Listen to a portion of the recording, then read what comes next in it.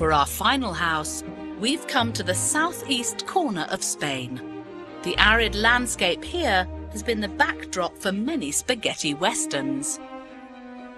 It's very no-nonsense, this landscape, isn't it? It is. We've heard about three sisters who asked their architects to create an elegant rural getaway out in what feels like the middle of nowhere.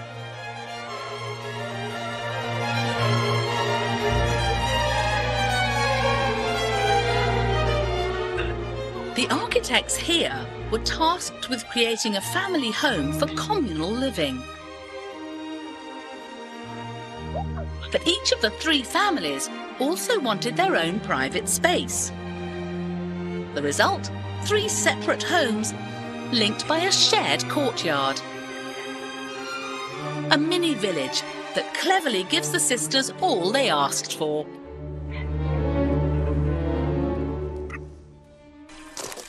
This is the least precious, extraordinary home in Spain, isn't it? I mean, this is beautiful, but actually really basic at the same time.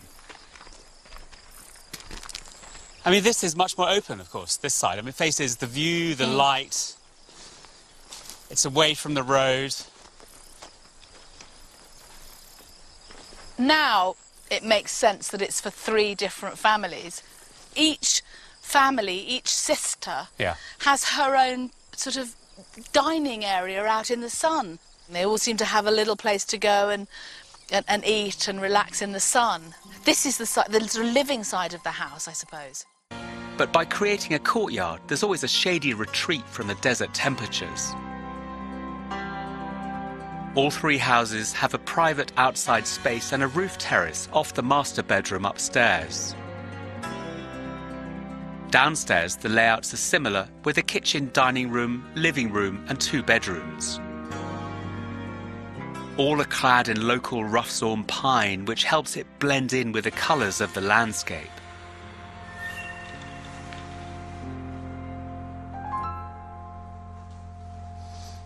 This is a timber building on the outside, and what's interesting is that timber isn't the Spanish way. They don't really make timber frame buildings. So, of course, on the inside, it's all masonry. The structure is masonry. One of the things I really love about this, the first of the houses that I've seen, is that there's nothing precious about it at all. This is a house where people really live. It was important to the sisters that they each have a private home. A lovely little girl's bedroom. The women jointly run a successful fashion business together in the city. Here they retreat, each to their own personalised living space.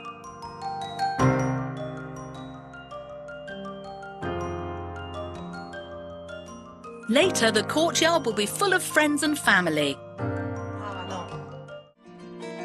It's obvious the sisters are really happy with the layout.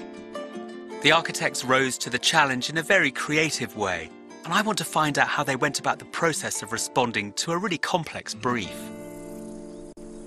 There's a very nice balance between the private space, but also the communal space, the other side, the village square. Yes, you know, yes. that With the kitchen looking at the common space. We researched about the cortijos, which is a Spanish word for these rural houses, and we try to translate something of this way of living to this house.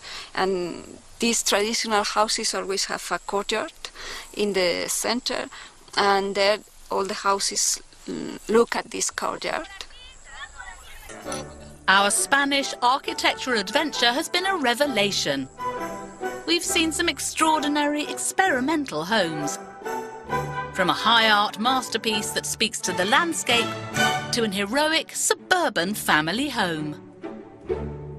In many ways, we've even seen the future. This country can be daring and brave, but perhaps most excitingly, it's pushing the boundaries of architecture.